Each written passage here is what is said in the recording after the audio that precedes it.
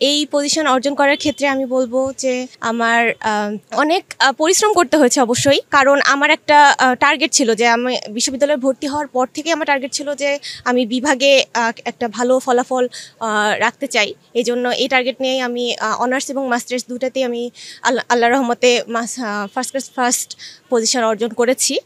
আর এই রেজাল্টের সাথে তাল মিলিয়ে জুডিশিয়ারিতে উত্তীর্ণ হওয়া এটা আমার জন্য একটা বড় চ্যালেঞ্জ ছিল। আর আল্লাহর রহমতে এই চ্যালেঞ্জটা আমি উত্তীর্ণ হতে পেরেছি, এটা আমার জন্য অনেক বড় একটা পাওয়া। সাপোর্টের ক্ষেত্রে বলবো আমার পরিবার সবসময় আমার প্রতি সাপোর্টিভ ছিল। আমার আব্বু আম্মু, আমার নানা নানি, আর এমনি আমার খালামণি আর অন্যান্য যত রিলেটিভসরা আছেন তারা সবাই আমাকে অনেক সাপোর্ট করেছেন।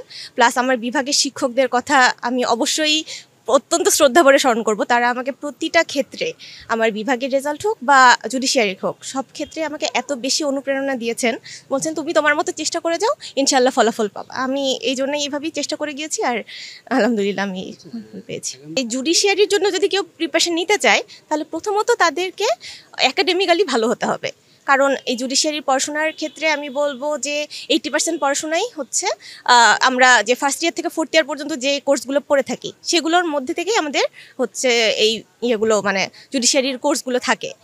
আর আমি যেহেতু এই ফার্স্ট ইয়ার থেকে ফোর্থ ইয়ার পর্যন্ত এই কোর্সগুলো ভালো করে পড়েছি, সেজন্য আমার এটা মানে জুডিশিয়ারি পরীক্ষার ক্ষেত্রে অনেক হেল্পফুল হয়েছে। আমি এটা জুনিয়রদের ক্ষেত্রেও আমি বলবো, তারা যেন প্রথম থেকেই একাডেমিক পড়াশোনার ক্ষেত্রে অত্যন্ত মনোযোগী হয়, এটাকে যেন একদমই হেলাফেলা না করে। সেক্ষেত্রে তারা অবশ্যই পরবর্তীতে চাকরির ক্ষেত্রেও অনেক উপকৃত হবে।